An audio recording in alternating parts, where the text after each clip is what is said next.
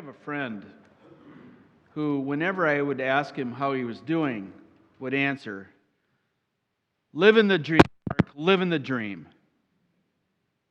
Now, this friend of mine is definitely one of those glass half full people, not glass half empty.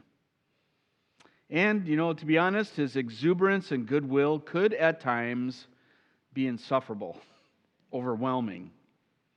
And I never asked him what that dream was that he was living, but it must have been a good one. What does it mean even to live a dream? For that matter, what does it mean to dream? Does it mean what we do when we sleep? Or perhaps to dream means to hope for something amazing, even in the face of a reality that isn't so wonderful. We hear about dreams, about hoping for something amazing in the Bible. For example, in the prophet Joel, we hear God say, "Then afterward I will pour out my spirit on all flesh. Your sons and your daughters shall prophesy. Your old men shall dream dreams, and your young men shall see visions." The people of Israel had a big dream, a big hope that we hear about in our reading from Isaiah. The people of Israel were defeated. The Babylonians had invaded, destroyed the city of Jerusalem, and had obliterated the temple, and had forced many of them to leave their homes and live in exile in Babylon. And in the midst of that reality, we hear of the hope and dream of going home and the reversal of all they had known and suffered. And they are powerful visions of reversals wrought by God. The wilderness and dry land shall be glad. The desert shall rejoice and blossom. Weak hands and feeble knees made strong and firm. Fearful hearts made strong and fearless. The eyes of the blind opened, the ears of the deaf unstopped, the lame leaping like deer, tongue of the speechless singing for joy, waters breaking forth in the wilderness and streams in the desert, and the ransom of the Lord returning. A homecoming, coming to Zion with singing, and sorrow and sighing fleeing away. In the Bible, prophets speak of God's dreams and the hopes, and God's hopes intertwined with the hopes and dreams of God's people. Likewise, there are prophetic voices up to this very moment in our time that speak of the hopes and dreams of what God intends for God's people. And one of those prophetic voices that I think of is the voice of Dr. Martin Luther King Jr. In 1963, King delivered perhaps one of the most significant speeches of all time called, "I Have a Dream." In this speech, Dr. King lays out the realities of the present moment. Blacks still not free, instead manacled in segregation and chained in discrimination. Blacks exiles in their very own country, in their own land.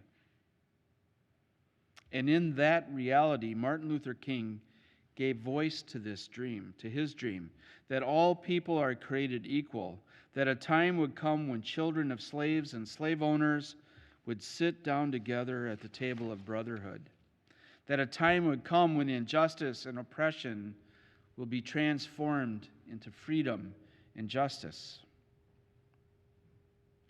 Dr. King ends his speech by picking up the dream and vision of Isaiah, spoken in another part of the book of Isaiah. And Dr. King actually ends that speech with these words from Isaiah. He writes, "I have a dream that one day every valley shall be exalted, and every hill and mountain shall be made low.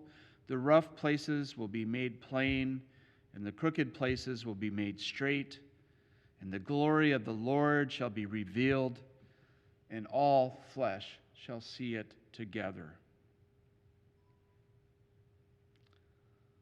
So, my friends, what do you think? What happens when we read about all these amazing hopes and dreams of God making right all the things that are wrong, of how God reverses the course, of how God brings light in the face of darkness, that God brings life in the face of death? One of our members of our Bible study on Thursday mornings this week was thinking about this as he came in town for our Bible study. And he had read the prophet Isaiah, he had read our psalm for today, and he had thought about all the hopes and dreams and visions and reversals. And then, as he was driving in, he noticed what he thought was a pile of garbage on the sidewalk, only to realize it was a person, a child of God, wrapped up against the cold in blankets, homeless. Homelessness is just one of so many realities for us right now. I know that each of us could build our own extensive lists of so many things that are wrong, that bring fear instead of hope, that cause our knees to buckle and our hands to lose their grip. Maybe like me, you find yourself hoping and dreaming for the time when all the shalls and the wills become ises, when the future becomes present, when God will bring about all that is hoped for and dreamed about. This past week, I had a dream. It was a dream that started out almost as a nightmare. Before going to bed, I had been thinking about all the things that have been troubling and sometimes terrifying me. Worries about finances, worries about the health of families and friends, worries about the state of the world and our country, how hate and selfishness and intolerance and violence seem to be the norms of our lives, how political aims are no longer about serving the common good, but about the pursuit at all costs of power and might. I was dreaming about all this, and then in the midst of a troubled sleep, I heard clear as day the refrain from a hymn that we had sung at our time of solace worship last Sunday evening.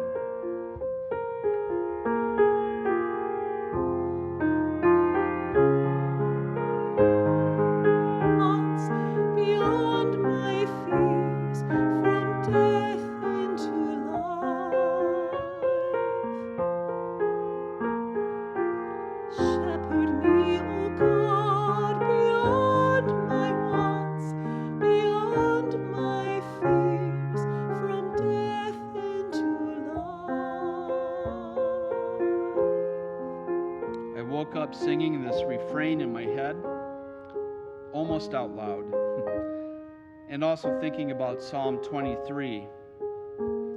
God is my shepherd, so nothing shall I want. I rest in the meadows of faithfulness and love. I walk by the quiet waters of peace. Gently you raise me and heal my weary soul. You lead me by pathways of righteousness and truth. My spirit shall sing the music of your name. Though I should wander the valley of death, I fear no evil, for you are at my side. Your rod and your staff, my comfort and my hope.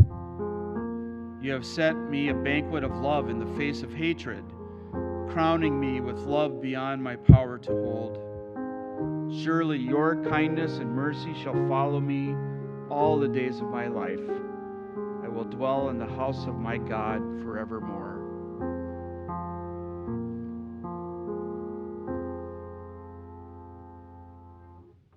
And then, wide awake, I started thinking about our gospel text. of how Jesus doesn't talk about shalls and wills, but about ises. John sends his followers with questions. Are you the one, the Messiah? And in those questions are the hopes and dreams of everyone. And Jesus, well, he doesn't answer with a simple, yes, I am the Messiah. Instead, he talks about the reality of what was happening, what Jesus was doing, what Jesus was about. Jesus answered them, go and tell John what you hear and see. The blind receive their sight. The lame walk. The lepers are cleansed. The deaf hear. The dead are raised. And the poor have good news brought to them. My friends, we are called to live that dream. We are called to pray and to sing to God, to shepherd us, to guide us beyond our fears from death into life. And we are given so many chances to live in immediacy of what Jesus is up to right now, to be part of ending homelessness, of bringing healing, of caring for all that God has made and is making, to bring good news to this world. This is no pipe dream, no make-believe kind of dream that we are living, my friends. This is God's hope and dream and vision of what is the real reality. This is the reality we live in. As we watch and wait for the advent of Jesus, already with us, coming to us as a babe born, coming to us again and again in the fullness of time.